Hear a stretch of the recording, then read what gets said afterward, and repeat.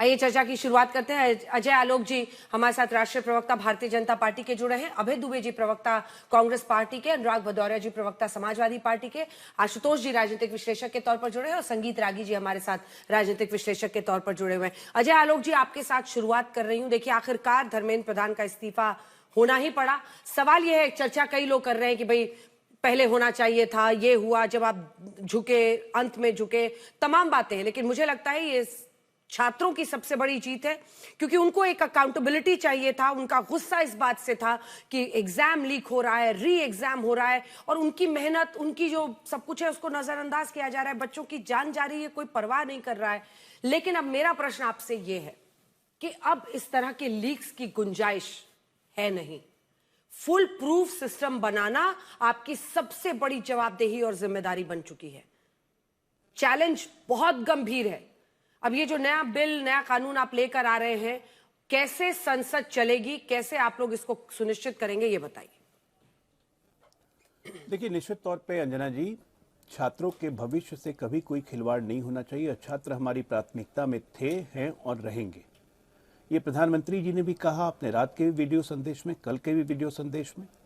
और झुकना या सरकार को झुकाना या इस्तीफा देना, हार गए जीत गए, ये सब क्षणिक खुशी जिनको लेना है लेते रहे। यहाँ पे ये कोई नहीं देख रहा है कि इसी नीट को हमने दोबारा रीनीट करवा के 21,50,000 छात्रों का भविष्य को सुनिश्चित किया। हमने 1.5 लाख छात्र जो आज क्वालिफाई कर गए वो काउंसलिंग में जा रहे हैं। अगले साल से कैसे फुल प्रूफ सिस्टम होगी, इस पे मंथन शुरू हो गया। एनटीए की पूरी व्यवस्था बदल दी हमने इतने ही दिनों में। कंप्यूटर बेस्ड एग्जामिनेशन हर जगह पे और हर स्टेट के साथ कोऑर्डिनेशन करके कि स्टेट्स में जो लीक हो रहे हैं उस पर भी हम कैसे अंकुश लगाएं। तो मामले की गंभीरता को उसी से समझिए कि जब प्रधानमंत्री खुद व्यक्तिगत तौर पे इसमें मोदी जी खुद इंटरेस्ट ले रहे हैं, एक एक चीज को खुद मॉनिटर कर रहे हैं, तो मुझे नहीं लगता है इसमें किसी की जीत और किसी की हार से कोई प्रश्न उठना चाहिए। ठीक है, जिनको अपना, हमारे राजनीतिक विरोधियों को लगता है कि उनकी बहुत बड़ी जीत हो गई धर्मेंद्र प्रधान जी का इस्तीफा, उस व्यक्ति से इस्तीफा किसी ने नहीं मांगा था। 10 दिन से ये जो हंगामा चल रहा है, उसमें देश का जो नुकसान हो रहा है और इसके कारण विश्व में जो भारत की छवि हो रही है, लंदन में, न्यूयॉर्क में, हर जगह प्रोटेस्ट क्या भारतीय कर रहे हैं? ये सब तो ऑर्गेनाइज प्रोटेस्ट है, टूल किट है, वो ये चीज देख रहे हैं। क्यों मौका दें हम किसी को? ये देखते हुए धर्मेंद्र प्रधान जी ने जो आप बोल रहे हैं सोच समझ के बोलिएगा, क्योंकि इसी आंदोलन की वजह से आज आपकी सरकार कॉकरोच जनता पार्टी के नेताओं से भी बात की है। बीते दिन जो भी फैसला हुआ, इधर प्रधानमंत्री एंगेज कर रहे हैं बच्चों से, बच्चे भी वहां पर पहुंचे हैं। सबको टूल किट कह के मत हवा में उड़ाइए, इसकी गंभीरता को समझिए आप लोग। बच्चे भी वहां पर भारी तादाद में पहुंचे हैं प्रदर्शन करने के लिए। ये जरूर है कि कुछ ऐसे एलिमेंट्स वहां पर घुसे जिन्होंने जानबूझकर पूरे प्रदर्शन को बदनाम करने की कोशिश की, साजिश रची, लेकिन ये साफ है कि वहां बच्चे थे। सब टूल किट नहीं है। सब टूल किट में नहीं कह रहा हूं, बच्चे थे इसलिए तो हम वार्ता भी कर रहे थे। छात्रों के भविष्य पे सवाल था इसलिए तो हमारी वार्ता भी हो रही थी। हमारे तमाम केंद्रीय मंत्री, प्रधानमंत्री सब कुछ इन्वॉल्व थे, क्योंकि हमारे छात्र, हमारे लोग हैं। लेकिन हमारे लोग के साथ अगर गलत लोग भी घुस गए हैं तो किसी चीज को मोमेंटम देने के लिए ये घुसे हुए हैं और उस मोमेंटम में देश का नुकसान हो रहा है, तो ऐसे अवांछित व्यक्तियों को, अवांछित टूल किट को भी एक्सपोज करना जनता के सामने उतनी जरूरत है। आज वहीं के बच्चे वहां पे बोल रहे हैं कि हम जब वहां गए इस छात्र में प्रदर्शन में तो वहां तमाम ऐसी चीजें हो रही हैं। ये तो हम नहीं कह रहे, ये आप ही का आज तक भी दिखा रहा है, सब कुछ चैनल दिखा रहे हैं। तो सवाल ये उठता है कि बच्चों का भविष्य जरूरी है या किसी का ईगो? सवाल ये उठता है कि इस मामले से किसी को राजनीतिक फायदा कितना मिल रहा है, राजनीतिक नुकसान है, ये देखा जाए, या ये इंश्योर किया जाए कि भारत की छवि और भारत का भविष्य, जो उसके बच्चे हैं, उनका हर तरह से सुरक्षा की जाए। सरकार की प्रायोरिटीज क्या होनी चाहिए? तो सरकार की पहली प्रायोरिटीज थी कि छात्रों को संतुष्ट करके ये आंदोलन वापस करके एक पूरे सिस्टम का समाधान निकाला जाए। जब आग लगती है तो सबसे पहले आग बुताने की जरूरत होती है। किन कारणों से आग लगा, क्या भविष्य में करें कि आग न लगे, ये सब बात की बात होती है। लेकिन पहले आग को कंट्रोल, जो कि मुझे लगता है कि हमने इफेक्टिवली तौर पे अब करना शुरू कर दिया है। और ये देश की जरूरत है। देश के तमाम युवा वर्ग, बुद्धिजीवी वर्ग, चाहे कोई वर्ग हो, सब यही चाहता था कि सरकार इसमें फ्लेक्सिबल रहे, सरकार सबसे बातचीत करे, सारे पक्षों को संतुष्ट करे। और सरकार की जिम्मेदारी भी है, भाई आप देश चला रहे हैं तो हमारी जिम्मेदारी को हम बेहतर तरीके से समझते हैं, उसी का निर्वहन कर रहे हैं। ठीक है, अब आप पर आते हैं अभय दुबे जी। देखिए, इस बार जिम्मेदारी आपकी भी होगी, क्योंकि अगर ये बिल लागू होना है, अगर बातचीत आगे बढ़नी है, तो अब मतलब समाधान पर भी नजर है आप लोगों की या नहीं है? या मतलब धर्मेंद्र प्रधान का इस्तीफा एंड गोल था और वो हो गया। अभय जी। नहीं नहीं, इस्तीफे जैसा शब्द मत प्रयुक्त कीजिए। हिंदुस्तान के करोड़ों जेनजी ने, करोड़ों छात्रों ने और यूनाइटेड विपक्ष ने आज धर्मेंद्र प्रधान को बर्खास्त कर दिया है। मंत्री प्रधान गए हैं, अब प्रधानमंत्री की बारी है। राहुल गांधी जी ने कहा कि अब प्रधानमंत्री अतीत हो गए हैं और हम किसी अतीत को, भारत के भविष्य को रोंदने नहीं देंगे। कितनी बड़ी कीमत चुकाई भारत के छात्रों ने इस इस्तीफे की। प्रधानमंत्री रात को 12 बजे आके कहते हैं हेलो फ्रेंड्स। कौन अपने दोस्तों को इतनी बर्बरता से मारता है? पैलेट गन से मारता है, लकड़ियों में कील लगाकर मारता है। आंखें तक छात्रों की गंवाने की स्थिति आ गई। इतनी बर्बरता कौन करता है? प्रधानमंत्री जी। और प्रश्न, ये प्रतीक बन गए थे धर्मेंद्र प्रधान, भ्रष्टाचार का प्रतीक बन गए थे धर्मेंद्र प्रधान, बर्बरता का प्रतीक बन गए थे, भर्ती और प्रवेश परीक्षा की, छात्रों के भविष्य की लूट का।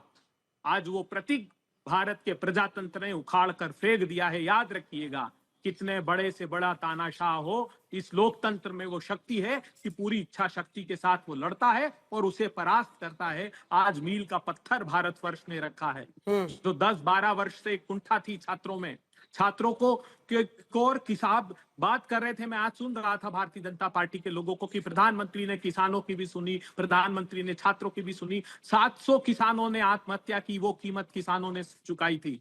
उनको भी करनाल से दिल्ली तक बर्बरता से मारा गया, तब उनकी बात, क्योंकि दृढ़ता से अड़े रहे किसान और छात्र भी यूनाइटेड अपोजिशन के साथ।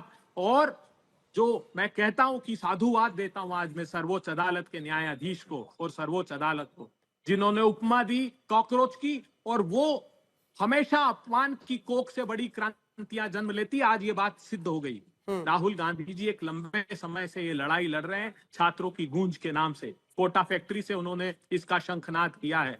और जो अंजना जी कह रहे उसके स्वर में स्वर मिलाते हैं कि हाँ, हम सार्थक समाधान का साथ देंगे सरकार का, कि ताकि भर्ती और प्रवेश परीक्षा के घोटाले ना हो। मैं ये कहता हूं हमेशा कि आज की बात नहीं है। भारतीय जनता पार्टी की राज्यों की सरकार को हम चेता रहे हैं कब से, 2005-6 से मध्य प्रदेश में व्यापम का बड़ा विश्व तो स्तर संसद का चलेगी ना, घोटाला हंगामा हुआ। तो नहीं होगा अभय जी? संसद निर्भर करता, देखिए हमेशा संसद चलने का निर्णय, चलाने का निर्णय सत्ताधारी दल के पास होता है। वो किसी विषय पर चर्चा कराना नहीं चाहते, सिर्फ मीडिया में आकर कहते हैं हम चर्चा को राजी है, और अंदर उन्हीं के सांसद बाहर आकर प्रोटेस्ट करने लगते हैं, संसद चलने नहीं देते हैं। मैं हमेशा से, सब लोग, इनकी सरकार थी तो ये कहते थे कि सरकार का दायित्व है। खैर, ये तो कहते थे कि ये तो लेजिटिमेट तरीका है सरकार को हराने का कि आप संसद ना चलने दो। लेकिन हम कह रहे हैं, राहुल गांधी जी ने कहा उस दिन लोकसभा अध्यक्ष के पास जाकर कि आइए संसद में बैठते हैं। उन्होंने कहा सरकार से पूछेंगे, अभी तो हम नहीं तय कर सकते। तो फिर जाकर प्रधानमंत्री के आवास के बाहर बैठे, और वो जो लोक कल्याण मार्ग है, अगर वो लोक दमन का मार्ग बनेगा तो फिर उसके बाहर भी बैठेंगे और छात्रों के साथ प्रोटेस्ट भी करेंगे। मैं साधुवाद देता हूं राहुल गांधी जी की इच्छा शक्ति को। आज जो कुछ धरने पर बैठे थे छात्र, वो उनके साथ आए, प्रेस कॉन्फ्रेंस की। ये पहला न्याय की तरफ पहला कदम है। अगला कदम है प्रधानमंत्री को क्षमा याचना करनी होगी। अगला कदम है उन लोगों को दंडित करना होगा जिन्होंने छात्रों को बर्बरता से मारा है, उनके निजी अंगों पर छात्राओं के मारा। ये इतना जघन्य अपराध है जिसकी कल्पना नहीं की जा सकती। जो कैमरे में कैद है वो खुला। अजय आलोक जी, एक छोटा सा जवाब जल्दी से, समाधान कितना बता पाए अभय जी मुझे नहीं पता है, लेकिन हाँ यही पर आकर बात अटक जाती है। मैं लौट रही हूँ आपके। अजय आलोक जी, छोटा सा रिबट एकदम 2 लाइन का, मुझे अनुराग जी और इन दोनों। समाधान अभय जी कितना बता पाए, आपको नहीं पता चल पाया, वो तो बहुत बड़ी बात है। लेकिन देश को तो आज तक कांग्रेस समाधान नहीं दे पाई है। ये मुसोलिनी, इटली के मुसोलिनी के खानदान वाले दूसरे को तानाशाह बोल रहे हैं। गजब हालत है भाई, क्या समय आ गया है। राहुल गांधी कहते हैं प्रधानमंत्री अतीत हो गए। इससे बड़ा डिसइल्यूजन, जिसको मैं कहता हूं डेलीरियम, माइंड गोल है, जिस आदमी को वर्तमान का नहीं पता कि सिटिंग प्रधानमंत्री को अतीत बोल रहे हैं। 29 में चुनाव होने वाले हैं, ये अतीत बोल रहे हैं, तो समझिए किस डेलीरियम में रहते हैं। तो कोलंबियन इफेक्ट अपना कम करें और समाधान पे आए। संसद चलने देना है कि नहीं ये तय कर ले, क्योंकि हम तो संसद चलाएंगे।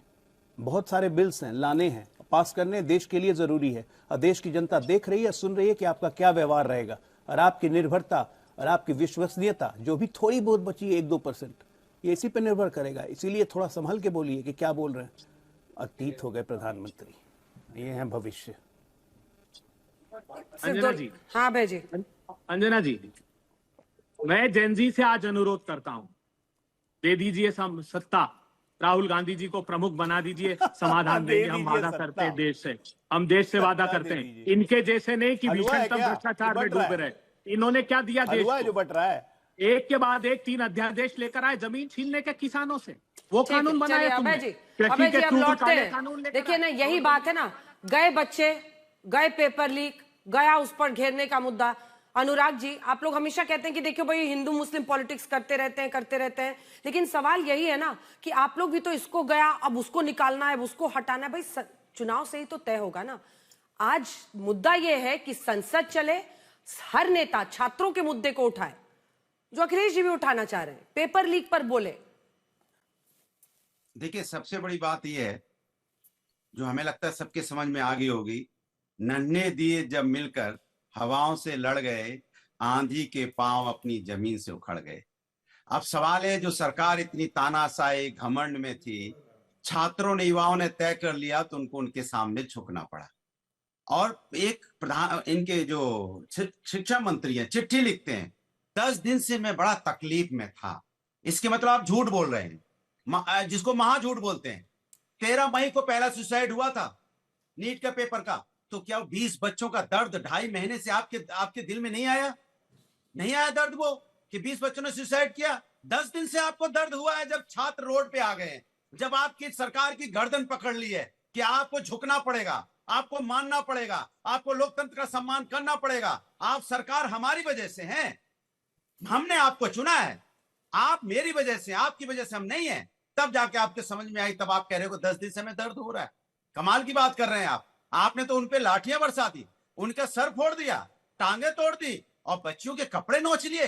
आप अपने मंत्रियों का अपने फैसले बदलने के लिए कुर्बानी मांगते हो। जब यह किसानों का आंदोलन हो रहा था, आपने 700 किसानों की कुर्बानी मांगी, तब आपने किसान बिल यहां वापस किया था। आज आपने क्या किया? छात्रों की लहूलुहान की कुर्बानी मांगी कि वो कैसे लहूलुहान हो। जब उनको लहूलुहान कर दिया, तब आप 26 दिन बाद जगते हो। मतलब आप लोकतंत्र पर विश्वास ही नहीं करते। आप सोचते हो हम तो सरकार है, सरकार को क्या, कौन हिला सकता है सरकार को? और आप ये जानते नहीं हो कि सत्ता जो होती है, जो जनता होती है, सरकार वो होती है। जनता चुनती है सरकार, इसलिए जनता सरकार है, लेकिन आप खुद को सरकार मान बैठे हो, ये सबसे बड़ी गलती है। दूसरी बात, आप अभी कह रहे थे कि हम छात्रों की बात करते हैं। छात्रों की बात पता कैसे करते हो आप? लाठियों से। छात्रों की बात कर रहे होते तो लाठी थोड़ी बरसाते, छात्रों से बात करते। 19 दिन तक वहां अनशन पे बैठे थे, आप जाके बात करते ना। 500 मीटर के दायरे में तो सभी रहते हो, बड़ी बड़ी गाड़ियों में, वहां पे सरकारी गाड़ियों में, बड़े बंगले में रह रहे हो ना सब एसी में। जाके उठ के जा नहीं सकते थे, वो गर्मी में बैठे थे, वो लोग बात कर लेते बच्चों से कि बच्चे आपको क्या तकलीफ है, क्या दर्द है। आपने हमें चुन के यहाँ सत्ता में बैठाया है, और आप हमारी नाकामी की वजह से रोड पे क्यों? आप सुन लेते उनकी बात, तब तो आपने सुनी नहीं। आप क्यों सुने? पता क्यों नहीं सुन रहे थे? अरे हम तो दमन कर देंगे, इनकी क्या हिम्मत है, हम पुलिस लगा देंगे, इनको लहूलुहान कर देंगे, ये क्या, इनको मार के भगा देंगे। इस लय में थे आप। लेकिन विपक्ष के नेताओं ने भी अपना पूरा साथ उनका दिया, क्योंकि हम लोग को पता है कि छात्र हमारे अपने हैं, अपना खून है, ये कोई विदेशी नहीं है। हम बांग्लादेश नहीं बनने देंगे, हम इसको नेपाल नहीं बनने देंगे। ये भी हमने ठान लिया था कि पार्लियामेंट चलने देंगे या नहीं देंगे, थोड़ा इस पर भी रोशनी डाल दें। किस पे? पार्लियामेंट, संसद। देखिए, अगर सुन लीजिए मेरी बात, इनकी जिम्मेदारी होती है पार्लियामेंट को ऑर्डर में लाने की। अगर विपक्ष कोई मांग मांगता है, जनता की मांग मांगता है, तो इनकी जिम्मेदारी बनती है उसको मानना। ये मानते कहां है? आप बताइए, अगर इस्तीफा पहले दे देते तो आज पार्लियामेंट चलती ना। जो पार्लियामेंट का नुकसान हुआ, पैसे का कौन भरपाई करेगा, जरा बताइए तो आप। ये अपनी तानाशाही रवैये से पार्लियामेंट नहीं चलने देते। ये 100-150 सांसदों को निलंबित करके पार्लियामेंट चलाने वाले लोग हैं। ठीक है, तानाशाही तो अपना रहे हैं। आज बड़ा सवाल यह है कि ये पॉलिटिक्स के शोर में ये डूब जाएगा या वाकई मतलब एक सोल्यूशन निकालना जरूरी है बहुत, जिस तरह से अंजना जी, मैं हमेशा से कहता रहा हूं कि राजनीति को जो गलत शब्द कर दिया गया है वो गलत है। राजनीति होनी चाहिए, जम के होनी चाहिए, खूब जम। अगर राजनीति नहीं होगी तो समाधान नहीं निकलेगा। ये जो छात्रों का जो आंदोलन था, ये अपने स्वभाव में, अपनी मांगों में राजनीतिक था। करने वाले लोग थे वो गैर राजनीतिक लोग थे, और इसका असर पड़ा कि सरकार को झुकना पड़ा। ये वो सरकार है जो बार बार कहती थी हमारे यहाँ इस्तीफे नहीं होते। क्यों इस्तीफे हुए? क्योंकि दबाव पड़ा, राजनीति हुई इसमें। और एक बात और समझना चाहिए, दुनिया में कितना भी ताकतवर प्राइम मिनिस्टर क्यों ना हो, दुनिया में कितना भी ताकतवर नेता क्यों, जब जब लोग सड़कों पर उतरे हैं तब तक उनको झुकना पड़ा है। चाहे इंदिरा गांधी हो और चाहे मनमोहन सिंह हो, चाहे आज नरेंद्र मोदी हो। यह सबक है इसका। लेकिन इसमें जो सबसे अच्छी बात है वो ये कि ये जो आंदोलन था वो शिक्षा व्यवस्था को लेकर आंदोलन और था। नहीं, और आप कह रहे हैं राजनीति की वजह से इस्तीफा हुआ। मुझे तो लगता है कि जो छात्र उतरे और जब समझ में आया इनको कि वहां छात्र देखिए, मौजूद है, अगर तब राजनीति इस्तीफा नहीं हुआ। होती तो छात्रों को जमीन पर नहीं उतरना पड़ता। अगर किसी तरीके के अगर सरकार छात्रों की बात मानने के लिए तैयार होती तो इतना लंबा आंदोलन नहीं होता, है त्यागी जी। ना। और सोनम वांगचुक को आमरण अनशन पर नहीं बैठना पड़ता। क्यों बैठना पड़ा? अगर सरकार संवेदनशील होती तो करने की जरूरत नहीं थी। दूसरी बात, अभी समाधान की बात अजय आलोक जी कह रहे थे, 12 साल से तो आप सरकार में हैं, अभी भी आप कह रहे हैं कि विपक्ष आपको समाधान दे। आप क्यों नहीं समाधान कर पाए? अभी जब मैं आपसे बात कर रहा हूं, 24 घंटे पहले उत्तराखंड के अंदर टेक्निकल यूनिवर्सिटी में पेपर लीक हुए हैं। जब पूरी दुनिया पेपर लीक पे परेशान है, हलकान है, बच्चे आत्महत्या कर रहे हैं, उसके बावजूद आपसे नहीं रुक रहा। और उत्तराखंड के अंदर तो ट्रिपल इंजन की सरकार है, क्यों नहीं रोक पा रहे भाई आप? तो समाधान आपके पास नहीं, विपक्ष से समाधान मांग अजय रहे। आलोक जी अजीब जवाब बात दें, है। उसके बाद से मैं आ रही हूँ रागी जी तुरंत। हम कोई विपक्ष से समाधान नहीं मांग रहे आशुतोष जी। आप उत्तराखंड के पेपर लीक की बात मानते कह रहे हैं, मैं बिल्कुल मानता हूं कि उत्तराखंड में हुआ, लेकिन साथ के साथ झारखंड में भी उसी दिन 1-2 दिन के बाद हुआ। बस यही है अजय आलोक जी। अजय आलोक जी नहीं, अजय आलोक ये नहीं है। अजय आलोक जी नहीं, अजय आलोक जी एक सेकंड में आपको टोक रही हूँ, मेरी बात सुनिए। उत्तराखंड में हुआ तो उधर हिमाचल में भी तो हुआ, उधर झारखंड में भी। ये करना बंद कीजिए। आप सरकार हैं और आप यहां पर केंद्र में नीट के एग्जाम्स, ऐसे बड़े एग्जाम आप कराते हैं। सारी जिम्मेदारी और बच्चों की उम्मीदें आप पर टिकी हुई हैं और उनकी नाउम्मीदी ने उनको सड़क पर खींच कर लाया है। इस ट्रस्ट डेफिसिट को आप समझ रहे हैं या नहीं समझ रहे हैं? आपकी लड़ाई इनसे नहीं है, आपकी लड़ाई कांग्रेस और समाजवादी पार्टी से नहीं है। आपको आज उन बच्चों को कन्विंस करना है। कब तक ये कांग्रेस क्या कर रही है और समाजवादी वाले क्या करते थे, ये कब तक बताइएगा? ये नहीं बताने के लिए मैं यहां बैठा हूं। बच्चों की नहीं, देश की उम्मीदें भी हमसे हैं कि ठीक करेगा तो मोदी ही। अरे बाकी को छोड़ दीजिए, विपक्ष की भी उम्मीद ही हम ही से है कि ठीक करेगा तो मोदी ही। हाँ, ठीक हमें ही करना है। हम जिम्मेदारियों से नहीं भाग रहे। हम कहां कह रहे हैं कि नहीं ठीक है, उत्तराखंड में जो हुआ बहुत अच्छा हो गया। गलती है हमारी, सिस्टम को सुधारना हमारा काम है। हम ये नहीं उम्मीद करेंगे कि विपक्ष आके सिस्टम सुधारेगा या कोई और आके हमारे लिए सिस्टम सुधार देगा। उसके लिए व्यापक समाधान किए जा रहे हैं, लेकिन उस बात पे अपनी राजनीतिक रोटी अगर कोई सेकेगा तो अपने इतिहास के अतीत में उसको जाना चाहिए ना। क्या 2014 के बाद से ही पेपर लीक हो रहे हैं? पहले नहीं लीक होते थे, पहले तो प्रकाश में ही नहीं आता था। यूपीए के 10 साल में 9 बार सीबीएसई का प्री मेडिकल का एग्जाम का लीक हुआ पेपर। किसी ने जिम्मेदारी ली, इस्तीफा दिया? हमें हमारी जिम्मेदारी समझाने की जगह एक व्यापक समाधान की तरफ कभी बढ़ना नहीं है। ठीक है, आपके पास मुद्दे नहीं है तो किसी न किसी चीज को राजनीतिक मुद्दा बनाकर अपनी जिंदगी के लिए वेंटिलेटर मत ढूंढिए। राजनीतिक वेंटिलेटर इससे नहीं मिलता है। नहीं, लेकिन अजय आलोक जी सवाल तो यही है ना कि पेपर लीक का मुद्दा हो या वहां पर प्रभु राम के मंदिर में चंदा चोरी का, ये मुद्दा मतलब किसी और ने नहीं दिया आपको। ये कोई जबरदस्ती का बनाया हुआ मुद्दा नहीं है, ये हुआ है। पेपर लीक हो तो, चंदा चोरी हो तो। अंजना जी, हम कोई 100% फुल प्रूफ, हम क्या भगवान हैं? क्या हमारे सिस्टम में गलतियां नहीं हो सकती हैं? हमारा क्या काम है कि जो गलतियां हुई हैं उनको सुधारा जाए, भविष्य में ऐसी नहीं गलती हो, ऐसा सिस्टम तैयार किया जाए। सरकार इसलिए हो हम 100% फुल प्रूफ तो नहीं है। हाँ। मैं अजय आलोक जी की इस बात से सहमत हूं कि वो ईश्वर नहीं है, गलतियां हो सकती हैं। सवाल इस बात को लेकर है, कभी तो अपनी गलती आप मान लीजिए। 2024 में एक कानून लेकर आप आए, उस कानून के आने के बावजूद भी धड़ाधड़ पेपर लीक हो रहे हैं, तो भाई कहीं ना कहीं तो मंत्री महोदय की गलती होगी, कहीं ना कहीं तो सरकार की गलती होगी। जब पूरा देश पेपर लीक पे इस वक्त खौल रहा है, उस वक्त भी उत्तराखंड के अंदर पेपर लीक हो रहा। अब इससे ज्यादा क्या हो सकती है अजय आलोक जी? आप मुझसे बेहतर जानते हैं, आपके भी बच्चे हैं, वो बच्चे भी परेशान हो रहे होंगे।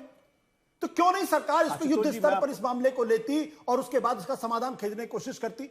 जब बच्चे, जब हालत इतनी बुरी हो गई। ठीक है, अब जवाब सुन लीजिए एक बार, सुनिए ना जल्दी, फिर रागी जी बोलेंगे।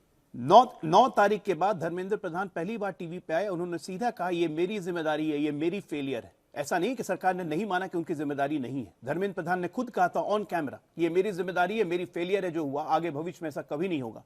इसलिए हमने एग्जाम कैंसिल किया और रीनीट का ऑर्डर किया है और हर तरह के उपाय किए जाएंगे कि कोई ऐसे भविष्य में नहीं हो। उत्तराखंड में फिर हो गया, झारखंड में फिर हो गया, तेलंगाना में हो गया, केरला में हो गया, ये राज्य सरकारों में भी हो रहा है। एक सिस्टम बने जो सारे स्टेट्स भी अडॉप्ट करें, सेंटर भी अडॉप्ट करे। ऐसे समाधान क्या विपक्ष की तरफ से आज तक आए? नहीं, आज तक आए? आप अगर सब बोल रहे हैं हमें कि सारी जिम्मेदारी हमारी है, तो विपक्ष की क्या जिम्मेदारी? विपक्ष क्या सरकार में नहीं रहा है? वो क्या सजेशन नहीं दे सकते हैं, लेकिन रागी जी, सजेशन की रागी जगह जी। आप आंदोलन को सपोर्ट करते हैं, रागी अराजकता जी। में भी विश्वास करते हैं, प्रधानमंत्री के घर पे जाकर बैठेंगे, उससे समाधान निकलेगा। मैं आ रही हूँ अभय जी। जस्टिफाई रागी करते हैं जी। आप इस चीज को। देखिए यदि कांग्रेस पार्टी के प्रवक्ता का ये मानना है कि राहुल गांधी के आंदोलन के कारण जो है वो सरकार झुक गई या धर्मेंद्र प्रधान को बर्खास्त कर दिया, तो ये बड़ी उनकी गलतफहमी है। कांग्रेस पार्टी की हैसियत नहीं बची हुई है कि देश में कोई बहुत बड़ा आंदोलन खड़ा कर सके। चूंकि ये छात्रों का आंदोलन था, और मैं बार बार कर रहा हूं और शुरू से कह रहा हूं कि ये आंदोलन शुरू से राजनीतिक था, नहीं तो धर्मेंद्र फिर प्रधान आपको का टोक रही हूं कि नहीं, ये सिर्फ राजनीतिक नहीं था। आप टोकी, आपका ये अधिकार है, हाँ। लेकिन मुझे बोलने का अधिकार है, मुझे बोलने दीजिए। छात्र आए थे। छात्रों का ये आंदोलन शुरू से राजनीतिक था, और उसमें पूरे के पूरे गैर राजनीतिक जो अवांछित लोग थे उसमें भी इसमें शामिल हो चुके थे। पूरे देश में आग लगने की स्थिति थी। ऐसे में मुझे लगता है कि सरकार के सामने कोई चारा नहीं बच गया था कि इन लोगों को प्रिएम्प्ट करने के लिए वो आंदोलन खत्म कराने की दिशा में कदम बढ़ाए, और उस आंदोलन को खत्म कराने के लिए ये सबसे बड़ी शर्त थी। क्योंकि छात्र थे, और जैसा आशुतोष ने कहा कि वो छात्र इस बात के लिए अड़े हुए थे कि भाई धर्मेंद्र प्रधान का इस्तीफा यदि नहीं होता है तो आगे बात बढ़ने की लिए स्थिति नहीं थी। तो मुझे लगता है कि सरकार ने इस चीज को मान लिया। मैं बार बार ये बात कहता हूं कि या तो ये काम पहले होना चाहिए था, या ये काम या तो पहले ही हो जाना चाहिए था, या सरकार को इस पर अड़े रहना चाहिए था कि यह नहीं होनी चाहिए। क्योंकि सरकार की इसमें बहुत किरकिरी हुई है, इससे भी मैं कतई इनकार नहीं कर सकता। जहां तक रही शिक्षा में व्यवस्था के सवाल, तो ध्यान रखिएगा, यही सरकार है जिसने कम से कम नकल के खिलाफ कानून लेकर के आया।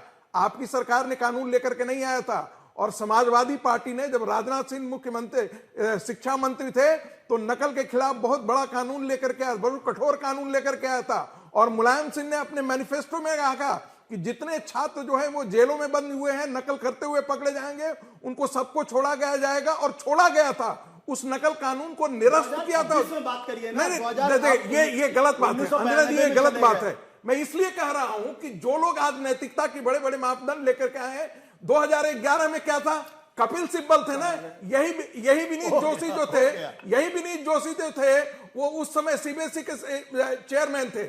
और वो क्या हुआ था उस समय, क्या लखनऊ के अंदर पेपर पर नहीं लीक हुए थे? तो क्या मांग के अंदर बना के रखा था 2024 के अंदर आपने क्यों बना के रखा था उनको? अरे भाई 2000 कॉम्पिटेंट सेक्रेटरी था, फिर वही बात कर रहे हैं। आपके पास कोई रास्ता नहीं था उसको पता करने का? अरे मैं कह रहा हूं कपिल सिब्बल की क्या जिम्मेदारी नहीं थी क्या? कपिल सिब्बल की जिम्मेदारी नहीं थी क्या? आपकी जिम्मेदारी क्या है? जो कांग्रेस पार्टी आपकी सरकार की क्या जिम्मेदारी है 12 साल से? अपनी बात आपने नहीं करी, आशुतोष जी, ये गलत बात है। 12 साल की जिम्मेदारी आपकी। 2011 के अंदर कपिल सिब्बल का क्या, तब नैतिकता क्या थी? और जब आप लाठीचार्ज करने की बात करते हैं, और अन्ना आंदोलन के समय याद कीजिए 26 अगस्त 2011 राहुल गांधी ने क्या संसद में कहा था कि डेमोक्रेसी को हाईजैक करने की कोशिश की जा रही है। ये आपके राहुल गांधी का बयान था।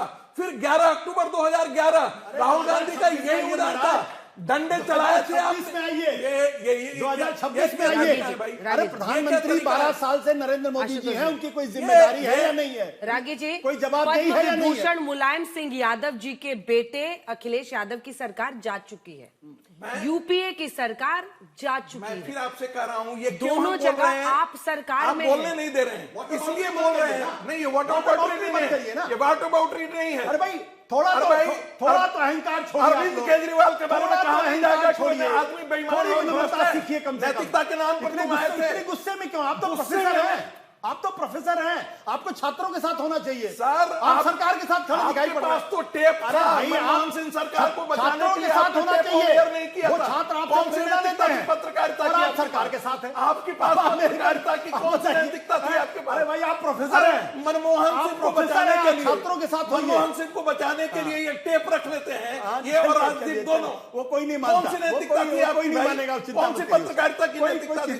अच्छा ठीक है, हो गया आपका, चलिए आगे बढ़ते हैं। कुछ नहीं होगा। आ रही हूँ अजय आलोक जी, जवाब दीजिए।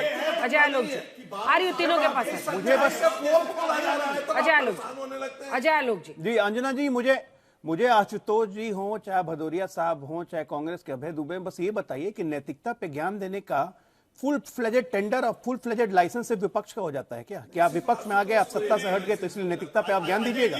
और आपको कोई जब आईना दिखाएगा तो आप कहेंगे कि हम सत्ता में ही नहीं है, पास भी नहीं है, हम सत्ता में ही नहीं है, माफ करिएगा, हम सत्ता में ही नहीं, आप ये कहेंगे। मंदिर में चोरी ये आपकी नैतिकता है, इसलिए कृपया करके नैतिकता का लेक्चर देना यहां बंद कीजिए।